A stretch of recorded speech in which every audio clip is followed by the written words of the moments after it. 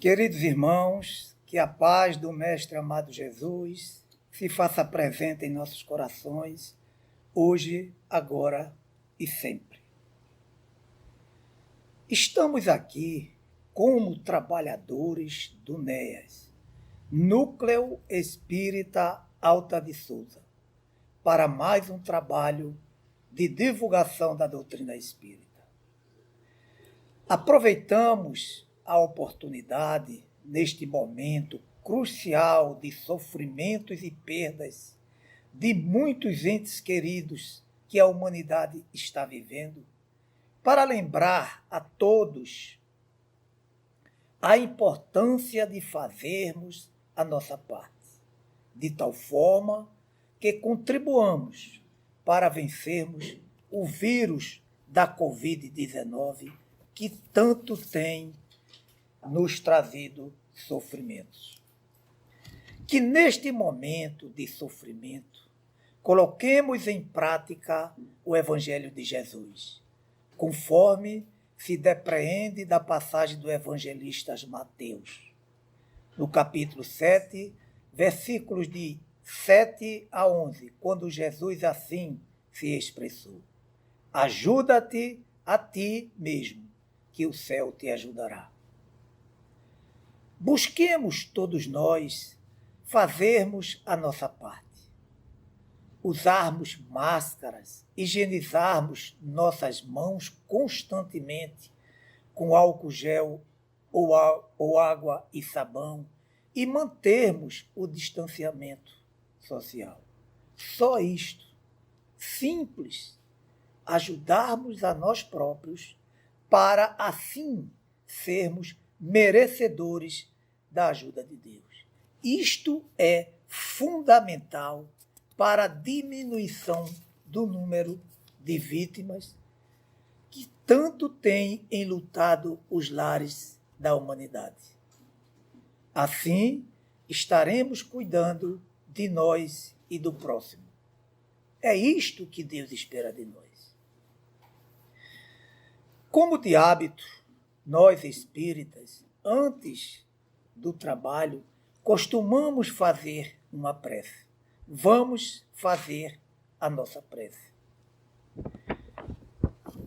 Senhor Jesus, Deus de infinita bondade, te agradecemos, Senhor, por mais esta oportunidade de estarmos aqui, buscando o conhecimento, levando a tua santa e divina palavra, para que possamos nos fortalecer, para que possamos efetivamente, Senhor, conhecer a verdade que liberta. Abençoa a todos nós, fica conosco, nos intui, nos direciona, hoje, agora e sempre. O tema que nos foi proposto está no Evangelho segundo o Espiritismo, no capítulo 1. Não vim destruir a lei. Vamos comentar os itens 1 e 2, relativos à primeira revelação personificada na figura de Moisés. O tema, basicamente, tem como fonte, como origem, o capítulo 5 e versículos 17 e 18 do Evangelho de Mateus, quando Jesus assim nos falou: não penseis que vim destruir a lei ou os profetas. Não os vim destruir, mas cumpri-los, pois, em verdade vos digo, enquanto reste um único iota e um único ponto, sem que tudo se ache na lei ou que esteja perfeitamente cumprido, o céu e a terra não passarão. Antes de iniciarmos o tema propriamente dito, é importante que façamos algumas reflexões para um melhor entendimento do tema agora estudado. Em princípio, nós podemos afirmar que no nosso mundo existe apenas as leis dos homens, as chamadas leis sociais, e as leis de Deus, as chamadas leis naturais ou leis divinas, cada uma com as suas características próprias. As leis dos homens ou leis sociais, elas são criadas pelos homens para organizar as relações entre as pessoas. As leis sofrem alterações, essas leis sofrem alterações periódicas de acordo com o progresso moral e intelectual da humanidade. Então, para o melhor entendimento, imaginemos que povos primitivos, onde ainda existe o desconhecimento, onde ainda existe a prevalência da força, onde a lei do forte é a lei que impera entre os homens, é necessário, para que esses povos comecem efetivamente a evoluir em busca de uma relação fraterna, de uma relação entre irmãos, se faz necessário, no início, que se tenha leis fortes, leis duras, leis pesadas, leis que impunham penas, sanções graves, porque somente assim se pode combater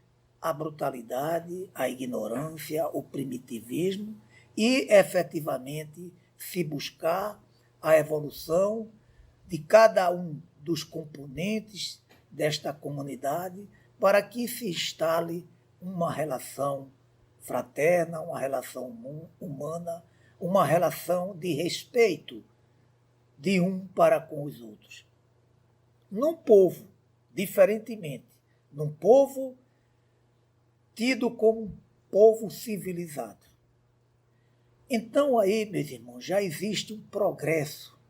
As leis humanas ou leis sociais são leis mais brandas, são leis que vão ser aplicadas a indivíduos que têm um certo conhecimento, a indivíduos que já têm a sensibilidade de que o que deve persistir, o que deve existir entre eles é uma lei que busque ser racional, que busque respeitar o direito de cada um, independentemente das suas condições físicas, financeiras ou sociais.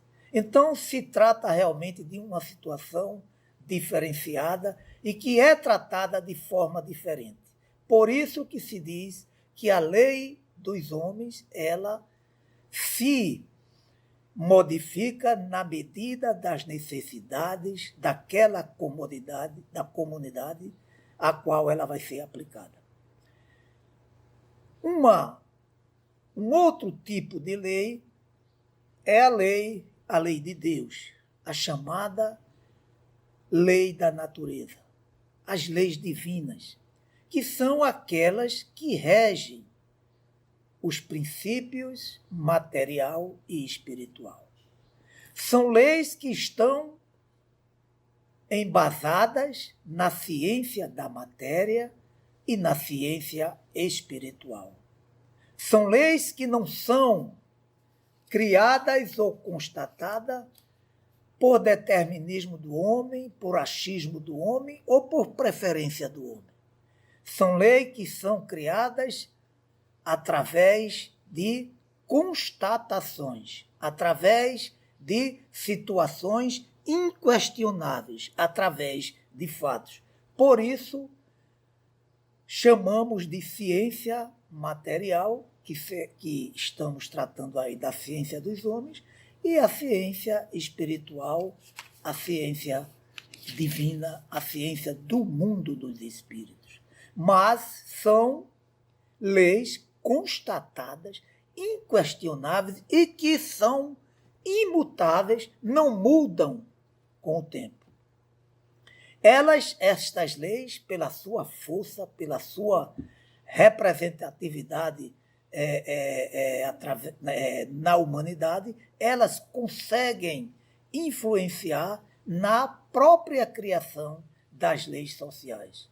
Na medida que os homens vão transformando o seu lado moral e intelectual, na medida que os homens avançam no desenvolvimento do entendimento, do conhecimento intelectual, da prática moral, da vivência cristã e fraterna, certamente as leis dos homens elas vão se modificando de tal forma que atenda às necessidades que os homens daquela comunidade, daquela sociedade entendam que deve ser melhor aplicada. Na medida que os homens vão buscando essa evolução, na medida que os homens vão se melhorando, na medida que os homens vão se tornando mais cristãos, mais praticantes da conduta cristã, certamente as leis dos homens necessariamente vão se transformando. Uma outra reflexão que nós devemos fazer antes de entrarmos propriamente no tema, na revelação personificada na figura de Moisés, vejam os senhores que o Evangelho segundo o Espiritismo se inicia com esse capítulo exatamente porque Kardec ele buscava destacar dois aspectos importantes para que melhor fosse entendida a doutrina dos espíritos.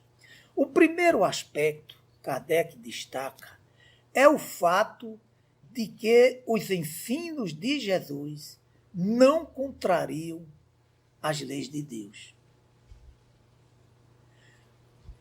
Quando Jesus fala lá em Mateus, eu não vim destruir a lei, nem os profetas, é exatamente a respeito dessa passagem que Kardec nos chama a atenção ao fato de que a lei, os ensinos de Jesus não contrariam a lei de Deus. Por que a lei de Deus?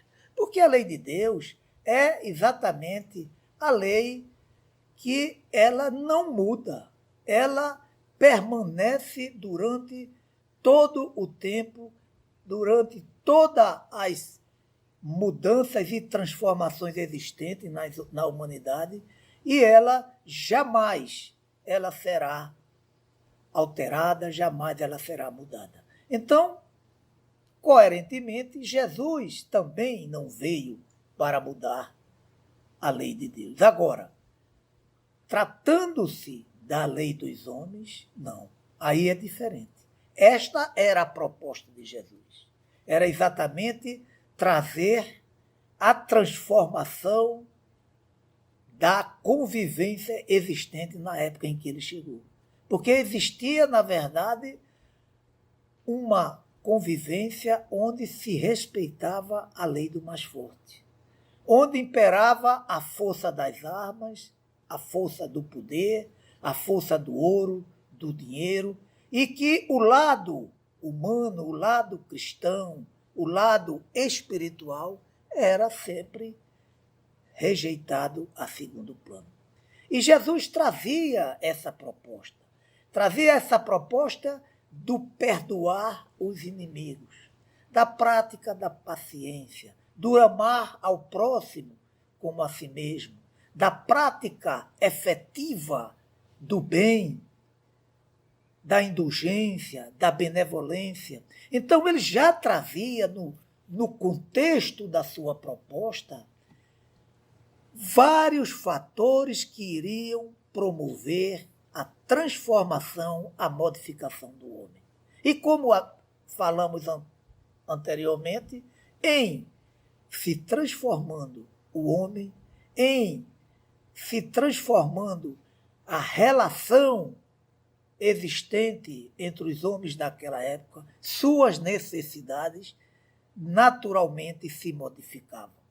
E, se modificando as suas necessidades, seria necessário que as leis que vigiam para aqueles homens brutos, selvagens, primitivos, também necessitava de mudanças profundas, mudanças que transformassem a forma de se conduzir, o seu comportamento, a sua visão de vida, a sua conduta cristã, o seu comportamento perante o irmão, no sentido de que a fraternidade se instalasse aqui na Terra.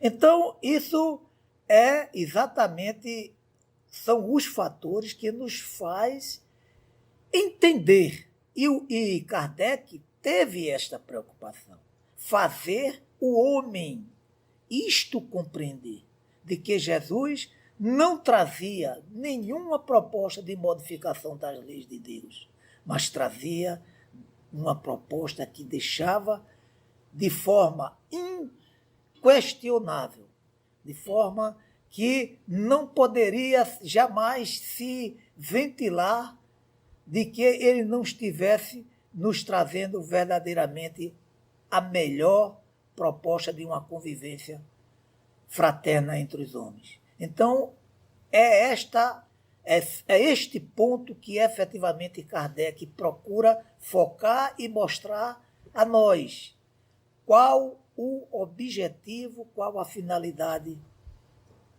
de ter iniciado o Evangelho segundo o Espiritismo com este tema, com este capítulo, quando Jesus cita: eu não vim destruir a lei.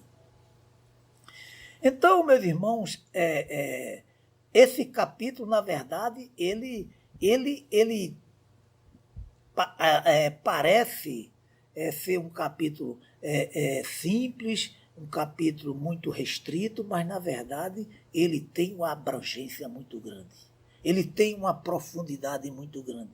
Porque ele nos chama a atenção exatamente de pontos fundamentais para que nós possamos ter uma melhor compreensão de todo o Evangelho que Jesus nos trouxe. Um segundo aspecto que também Kardec nos chama a atenção é exatamente a respeito do que ele considerou como revelações divinas na história da humanidade terrena. E ele destaca com muita clareza, ele é muito pragmático quando ele diz que as revelações na história da humanidade terrena, ela se apresenta em 3 ensinos distintos. O ensino de Moisés, que ele chama a primeira revelação, os ensinamentos de Jesus e os ensinamentos do Espiritismo. E assim os chama de revelação, porque a palavra revelar significa tirar o véu, descobrir, fazer conhecer, divulgar, fazer o homem efetivamente entender a proposta dos ensinamentos de Jesus.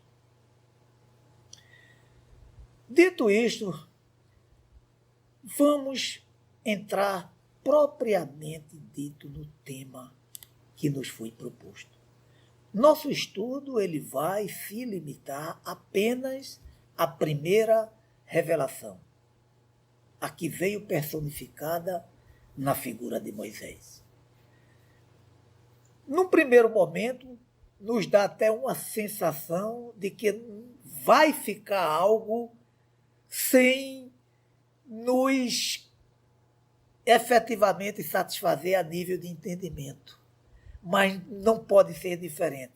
O entendimento verdadeiramente ele só vai se aclarar quando nós cobrirmos com uma nova oportunidade de estarmos aqui, quando trouxermos as outras duas revelações, que é a revelação personificada na figura de Jesus e na doutrina dos Espíritos.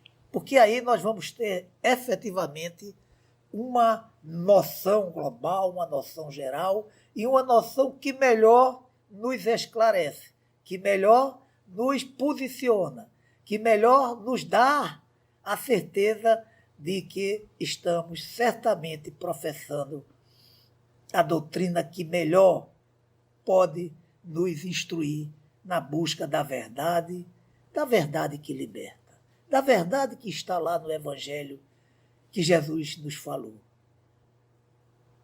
Então, meus irmãos, no Evangelho, Jesus, é claro, quando ele cita para nós, busca a verdade e a verdade vos libertará.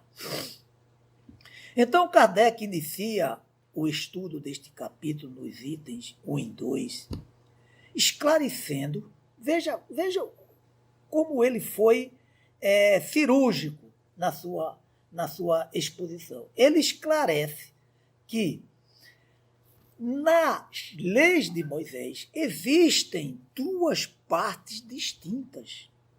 As leis da época, que eram chamadas as leis de Moisés, ela tem duas partes distintas.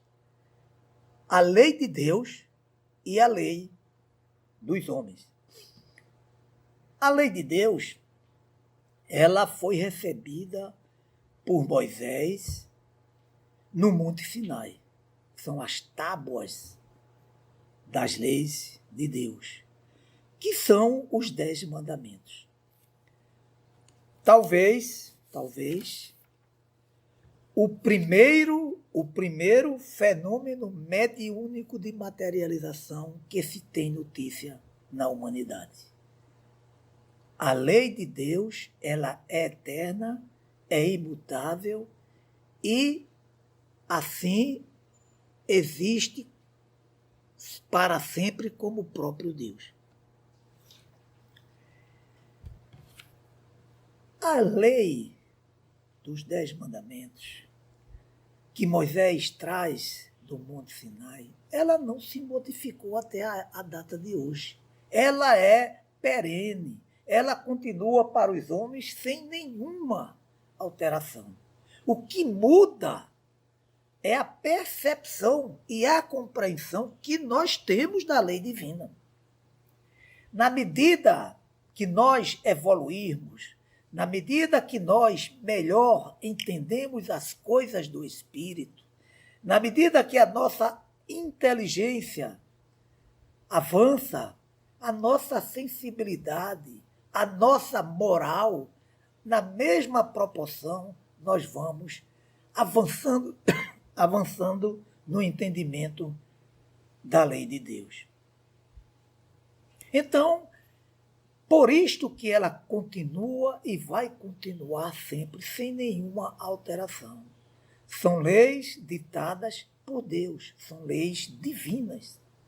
E ele fala que tem a segunda parte da lei de Moisés. E nós vamos, inclusive, nos ater mais a esta segunda parte, porque ela efetivamente caracteriza melhor esta revelação personificada na figura de Moisés, que são as leis dos homens, as chamadas leis sociais.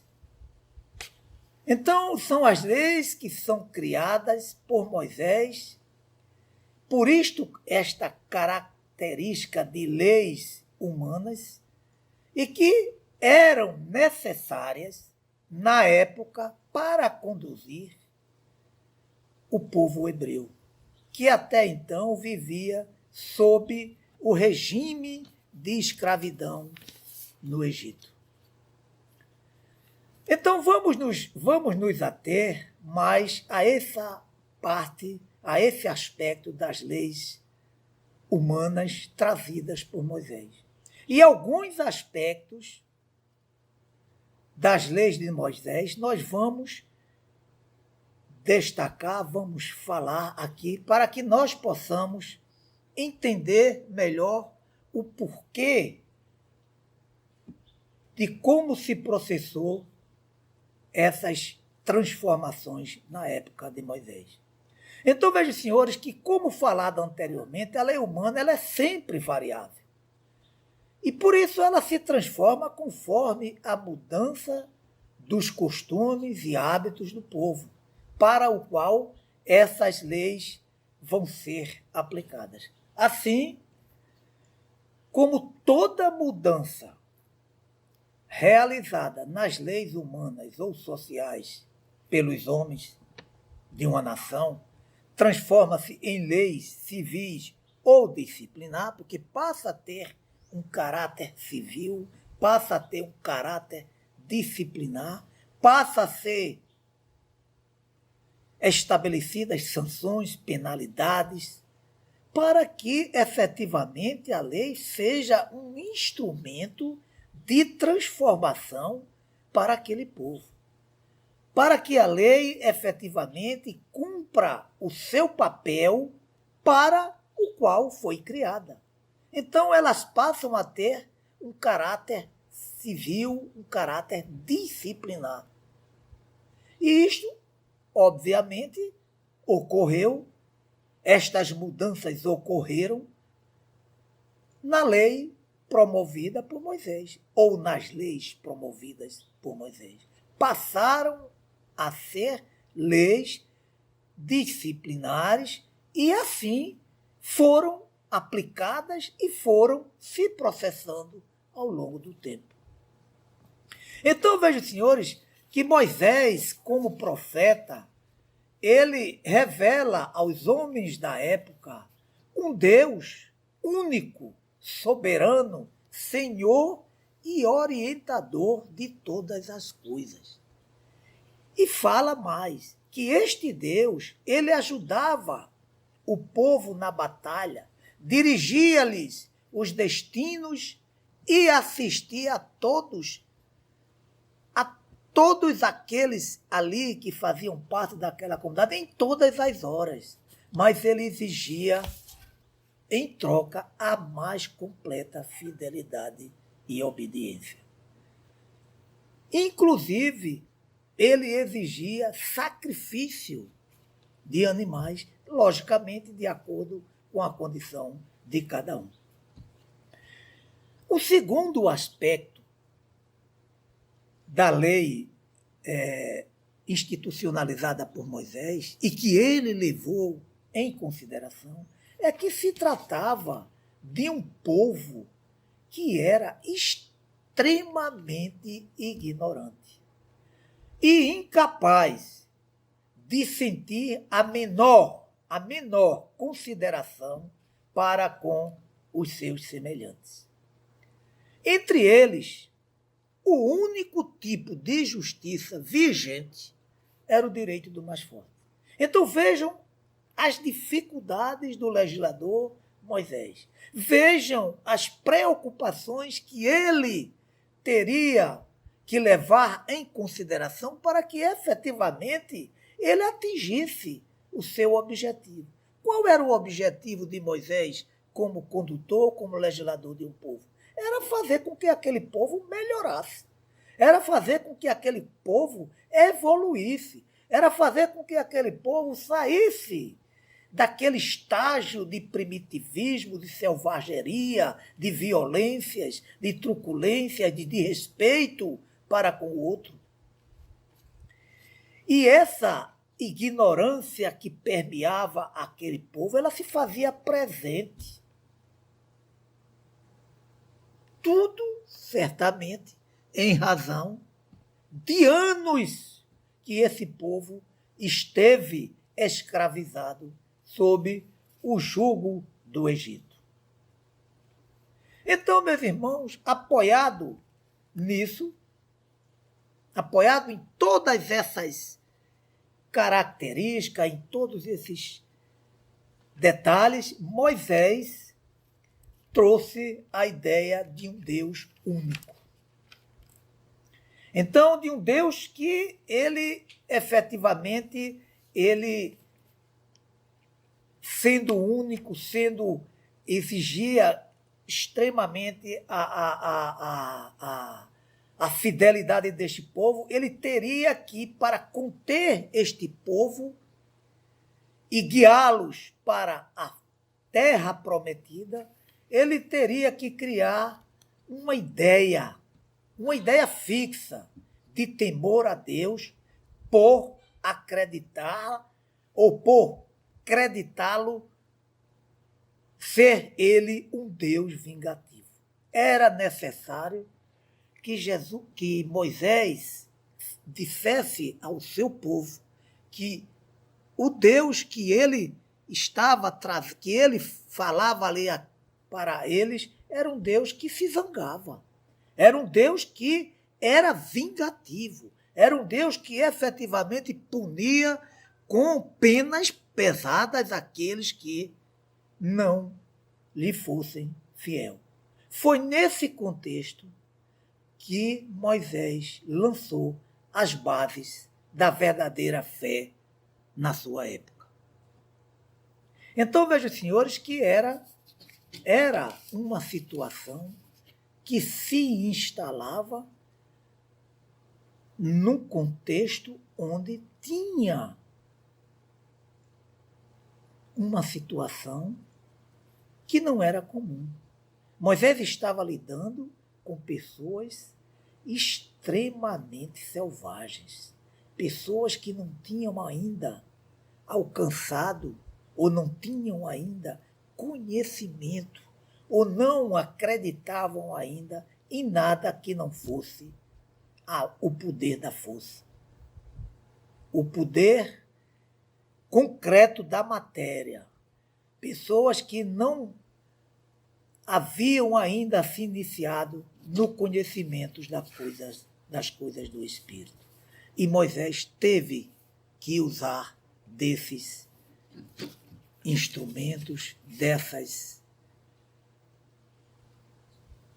avaliações, para que ele conseguisse caminhar, para que ele conseguisse alguma transformação no sentido de melhora daquele povo. Então, por tudo isto, as leis de Deus, na época mosaica, se resume única e exclusivamente aos 10 mandamentos. Os 10 mandamentos são as leis de Deus, ponto. Todas as outras leis consideradas mosaicas eram de caráter humano e temporário. Mesmo que para imprimir autoridade às suas leis, Moisés tenha atribuído a elas uma origem divina. Então vejam, senhores, que é uma situação diferenciada. As leis humanas, criadas por Moisés, ele teve que usar alguns recursos para que ele pudesse efetivamente fazer o povo entender, fazer o povo respeitar, fazer o povo cumprir e fazer, principalmente, o povo temer em não segui-las. Porque o que Moisés havia levado para aquele povo é que o Deus que ele cria era um Deus exigente, um Deus vingativo e um Deus que punia e punia com penas pesadas. Então, meus irmãos, para a época, a autoridade do homem precisava apoiar-se na autoridade de Deus para ser levada a sério. Apesar do respeito que Moisés tinha do povo, mas ainda não era o suficiente para que ele tivesse o poder de implantar as leis duras que ele implantou. Essas leis teriam que ter como se fosse um aval de Deus. Estas leis tinham que ter um poder sobrenatural. Essas leis tinham que ter algo que não fosse daquele contexto. Então, junta o poder e o respeito que o povo tinha a Moisés e esta autoridade de Deus que as leis traziam para que fossem levadas a sério, então seria a única forma que Moisés vislumbrou de possibilidade para domar e conduzir aquele povo. Então, a lei divina, que é substanciada nos 10 mandamentos, ela é de todos os tempos e de todos os países, porque ela tem o caráter divino. Mas, no entanto, a lei humana, a lei criada por Moisés, as leis civis que Moisés trouxe para aquele povo, na verdade, elas seriam leis que naturalmente, gradativamente, de acordo com a necessidade daquele povo e da evolução daquele povo, certamente ela seria modificada, ela seria adaptada, ela seria transformada, ela seria, de certa forma,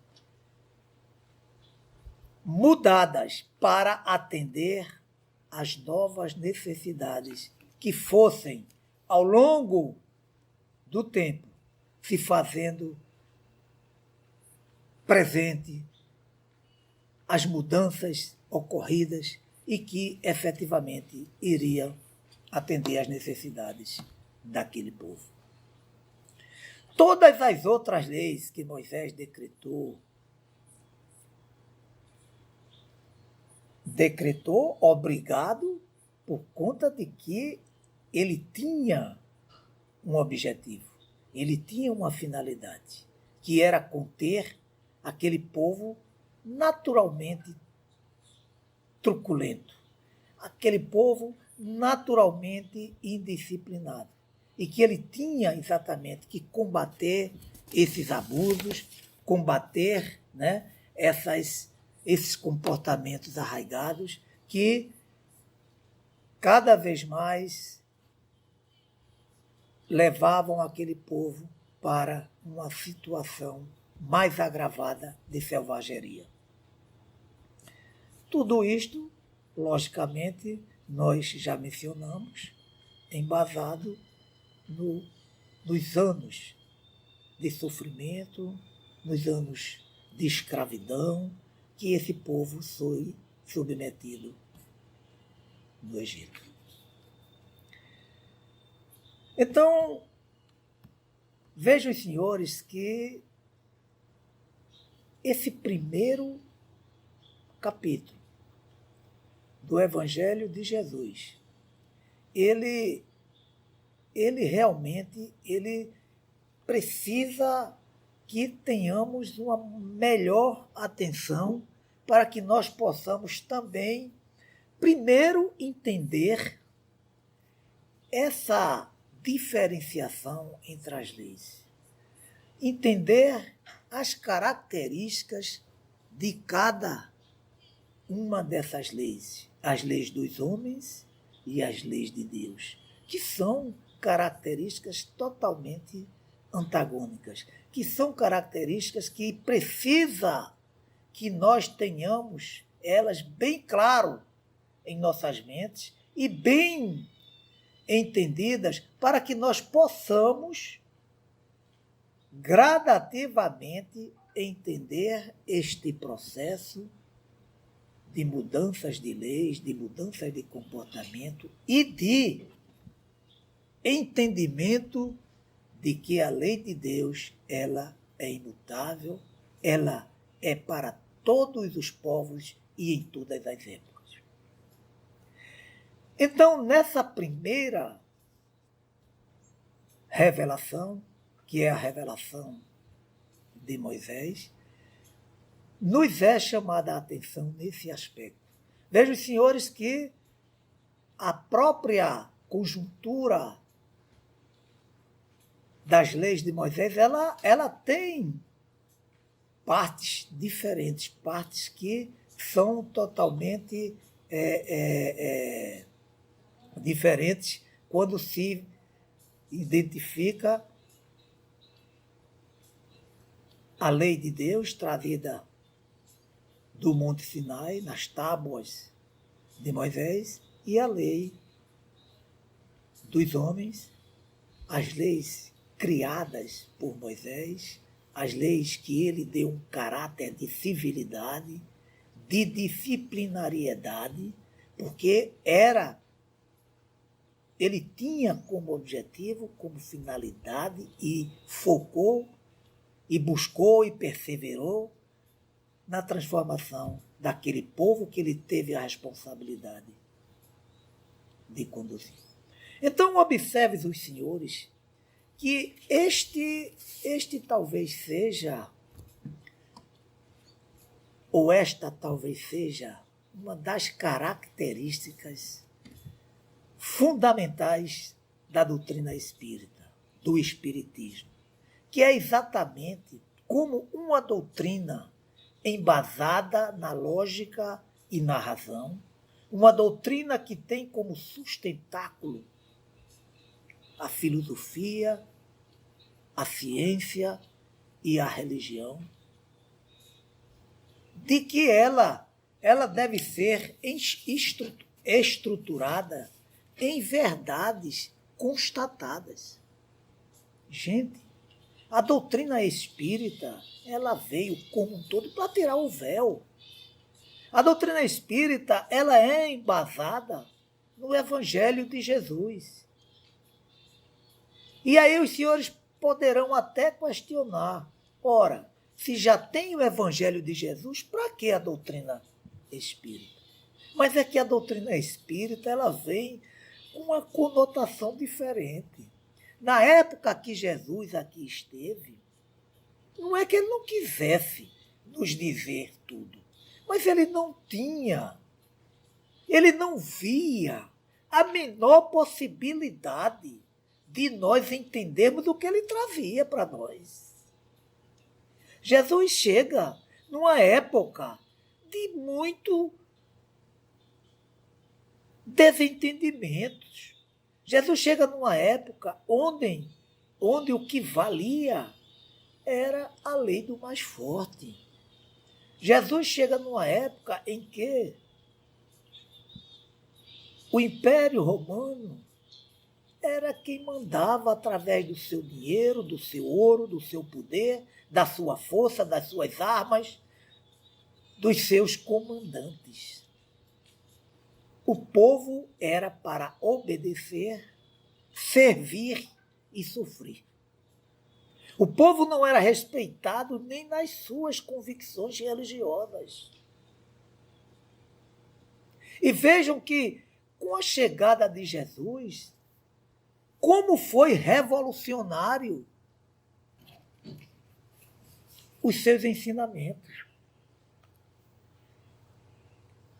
E chega de uma forma simples, de uma forma que causava entre eles, os poderosos, até muitas dúvidas. Como combater o pobre homem,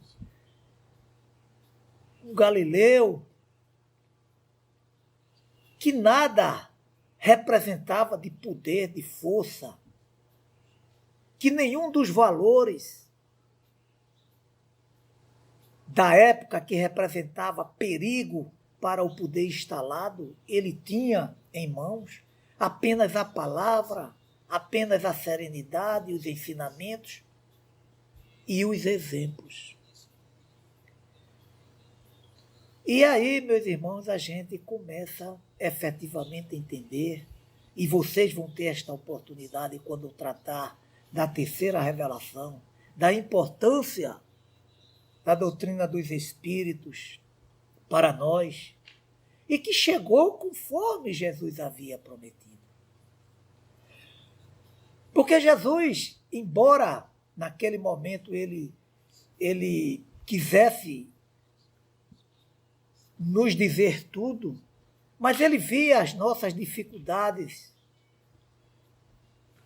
as nossas limitações, a nossa ignorância, o nosso desconhecimento. E ele começou a entender de que se ele fala tudo, ele ia, ao invés de levar algo que fosse iniciar essa transformação, talvez ele instalasse uma confusão muito grande nas nossas cabeças. E ele foi obrigado a usar dos recursos que ele, como o maior pedagogo que já passou no planeta, ele começa a usar os artifícios da alegoria, das parábolas, né? Afora a sua habilidade extraordinária de não entrar no jogo daqueles que o queriam perseguir. E depois, como ele mesmo prometeu, vem a terceira revelação, que é exatamente a doutrina dos espíritos, que está embasada no Evangelho de Jesus, não é mais do que o Evangelho de Jesus. Só que ela vem sem o véu. Não dava para falar naquela época na ciência. A ciência era muito incipiente. Não dava para falar naquela época nos valores espirituais.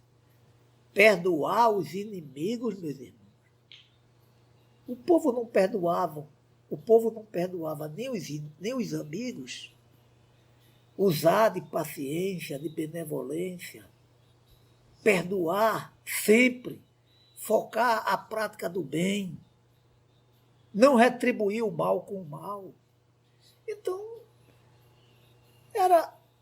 apesar de nos parecer hoje coisas simples de entendimento, naquela época eram ensinamentos revolucionários. E a doutrina espírita vem nos trazendo essas revelações.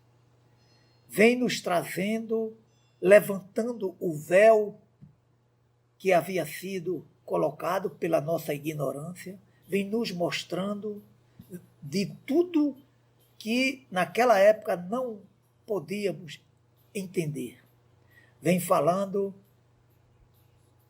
da imortalidade da alma, vem falando, meus irmãos, não só falando, mas explicando, porque reencarnação já se falava bem antes de Jesus. Agora, a doutrina espírita nos explica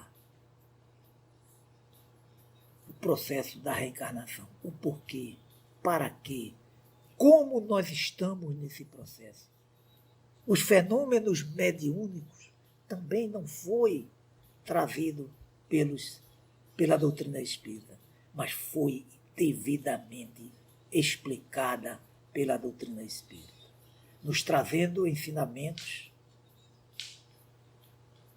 educando a nossa mediunidade, nos mostrando a finalidade dela e nos mostrando fundamentalmente de que se trata de uma faculdade que Deus nos concede para a prática do bem.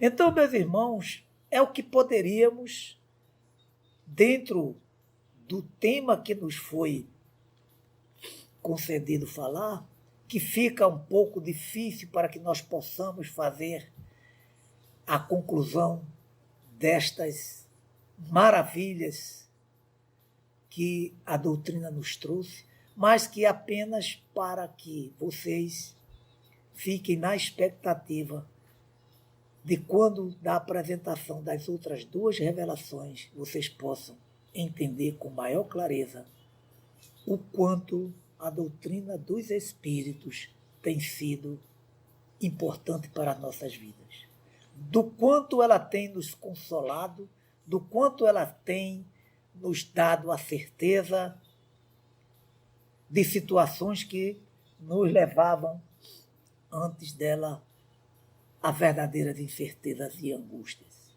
A certeza de que jamais vamos ser condenados ao fogo eterno, de que jamais vamos ser separados para toda a vida dos nossos entes queridos. A certeza de que nós estamos aqui com uma missão pré-determinada, com um objetivo, que nós estamos aqui como oportunidade de crescimento e evolução espiritual. Embora todos esses ensinamentos nos dêem uma responsabilidade muito grande, que é de buscar levar ao maior número que pudermos essas revelações, estes conhecimentos, porque muito será cobrado de quem muito recebeu. E nós vamos ser cobrados. E nós estamos aqui fazendo este trabalho com este objetivo, levando a todos aqueles que se interessem o conhecimento desta doutrina reveladora e consoladora, que tanto tem nos aliviado as dores, os sofrimentos e as incertezas, porque ela nos possibilita sofrer com esperança. E quem sofre com esperança, sofre bem menos. Que Deus nos abençoe, que a paz do nosso Senhor Jesus Cristo permaneça conosco, hoje, agora e sempre. Muita paz.